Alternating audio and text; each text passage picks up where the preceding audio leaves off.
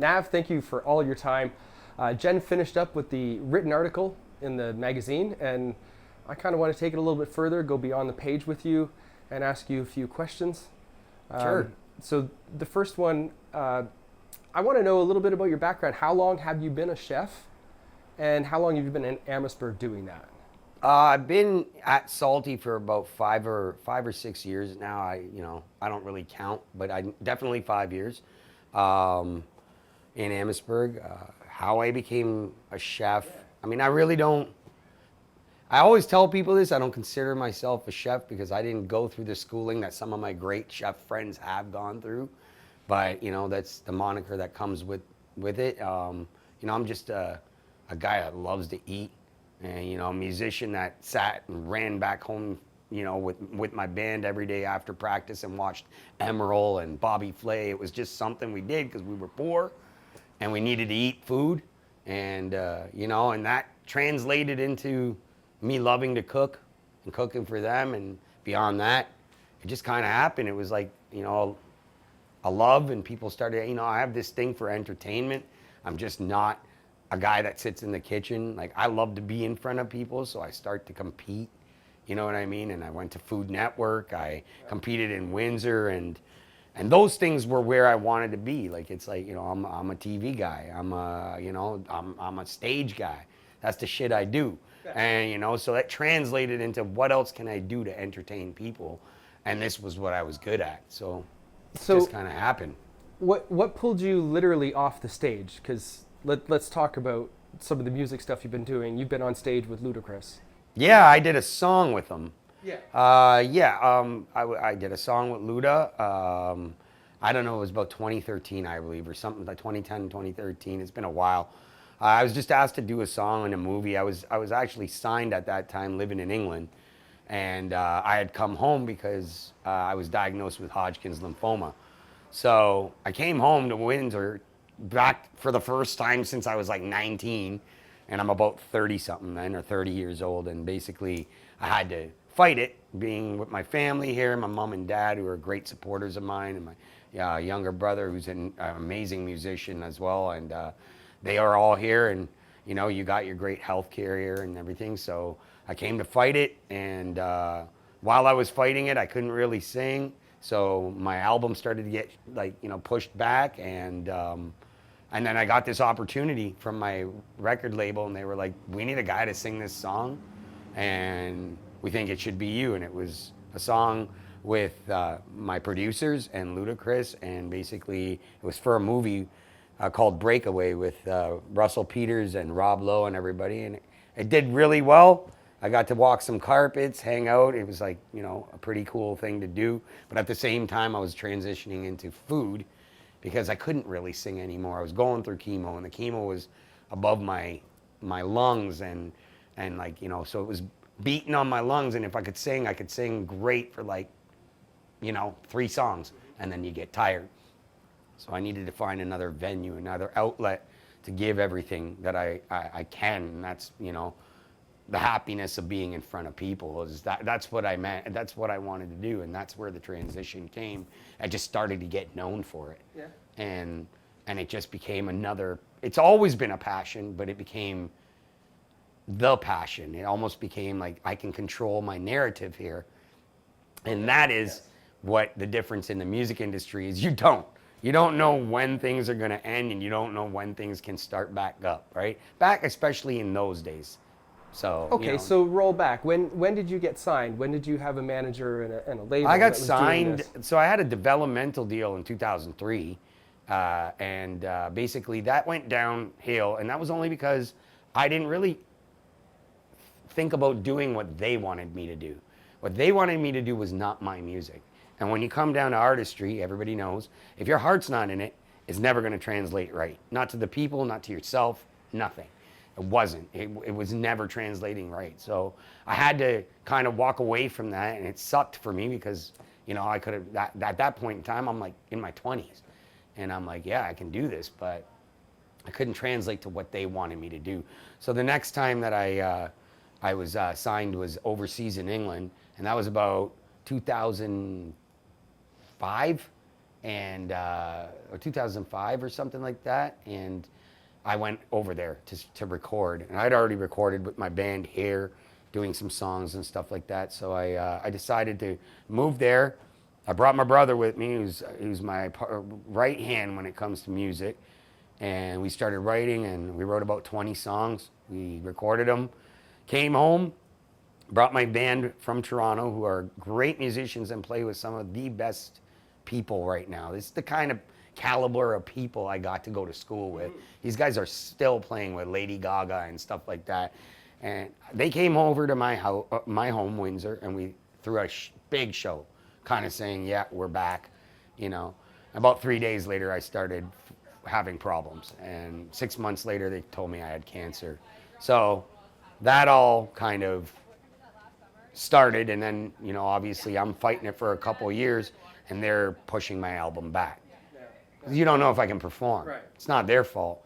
Yeah. That's how music goes. Back then, social media wasn't in control. It was your face, your look, what you got, and how fast you put it out, right? So, and at that point, it was like, you know, I knew I was going to get shelved. I knew they were going to work with me. They were going to do whatever they could. They were great people, but I knew that I'm kind of pushed back because you know, if you're not there at the right time, there's always somebody else kind of thing. So how did that affect you, like, you know, kind of to the core? If the passion was music and you really wanted to do that, all of a sudden you're faced with something where, like, was the fork in the road that situation that you decided you were going to do food, or were they kind of both there in I your never life? looked at food as what it was supposed to be for me, because at that point I was just focused on one thing, and that was like, I'm going to do this, and I was good enough to, and that's not being egotistical. I know I was good enough to, but God is good,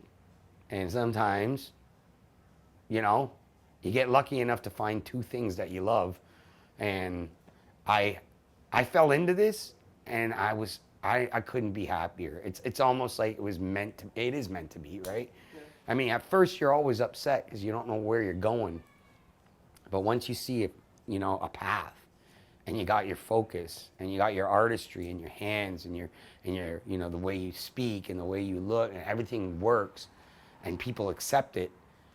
You know, the only thing is it's the same as every artist, right? You don't change who you are, and that's all I had to do is I had to walk my path, and you know, that love that I have for food, it all comes from this huge journey of mine, and I couldn't be happier being where I am, and focused and ready and willing to help this community, which I love so much, you know, kind of get much more known. We have so many great people out here that just don't get a chance, and that has to change. And I fully believe, like, you know, guys like me and guys like the people I know, we are willing to make that sacrifice. We want it to change. We want people to give everyone a chance, but we wanted people to give us a chance. You know, see, you need to see what's out here. It's a slightly different mentality than somebody who is an entrepreneur coming in and saying, oh, we're going to try and do this. Yeah. Because I think the hustle of a musician that's like, no, we're going to create something, and that's going to make you want to this. Yeah, this is not about money. That's the difference. This is not about, this is not about money. This is about, you know, there's people out here that need to be recognized, and they work hard. And day in, day out, I'm here at the restaurant, I'm here. But when I'm at home on my day off, there's 4 chefs in my backyard, and we're sitting together, and we're not going out. We might be drinking, we might be doing what we do, but we're sitting together, and we're like, what are we doing today? And that takes a lot, because it's not a job to us. It's to us, it's like, what's the next level? What's the next thing that we can do that no one else is doing? You know what I mean? That's the love you have to have for, you know, the sacrifice you make, kind of thing. So my question is too, do you take some of the influence from music or some of the places that you've been and bring them into the kitchen to offer somebody a food that's either music inspired or location inspired, and you're bringing it back here as well? Everything I do has to do with the way I view music and food. I believe they're the exact same thing. Like, you know, the way that I rock out on a mic, or, you know, I'm singing at the highest notes, or I'm fucking jamming to some, you know, wicked song on stage and people are going crazy and stuff. That's the loudness I have when I cook. My food is loud. It's me. It's who I am. It's unapologetic. I don't care if you don't like something. That's not, you know, you're not going to like something, and I have to accept the fact that some people won't like it. But if I change who I am, no. So the same thing, right? Like you sing the music you love, you cook the way you do. It's from your soul. It's soul food, it's soul music. You know what I mean? Whether it's rock and roll, that's the way that I think about something. Like, you know, if I'm coming at you, I'm coming at you hard. And I'm giving you everything that I believe I am. And that's what I want you to have on that plate, you know? So that's the way I think about it. I love bringing it full circle like that, because it is. It's a creative world. It can come out in music. For me, photography or video. Yeah. And then it could be food. Yeah. Yeah, you know, I mean, like, you just gotta, it's so weirdly close, you know? Like, if you come into my kitchen on a Saturday night, the first thing I say to the boys is, "What day is it, boy?" And they all go, "Saturday night, chef." And then I go, "Hit the music." And they play loud music, and they, you know, it's crazy. These kids are like 20 years old and they listen to all our stuff from the 90s. So they're like dropping Dr. Dre and they're dancing around, and I'm just like, this is so cool. Like, yeah, I mean, like, it's like I don't have to listen to this new stuff. These guys are jamming like Dr. Dre. They're singing Keith Sweat to me, and they're like, I'm like, how do you guys know this stuff? But that's what it takes, and that's what puts them in their zone too. And it's like so cool to have that. So cool to be able to just drop music. Yeah, you see me at home, music's on, man. Yeah. If I'm playing and I'm singing, that's the zone I want to be in, you know? If I'm cooking, same zone. I got my music, I'm cooking. I'm cooking for, you know, myself, for people. But it goes hand in hand. All of it does. Photography, everything goes hand in hand. And it's like, people don't see that, but it's, you know, when you're an artist, it's your soul, you know? Yeah. So that's how it is for all of us. Yeah. It's the best place to end it off, because I can't ask any more questions. It's going to make it better. I appreciate that. You give me a lot of great thoughts here. Thank you. Thank you so much for your time. Oh, thank you very much. Right on.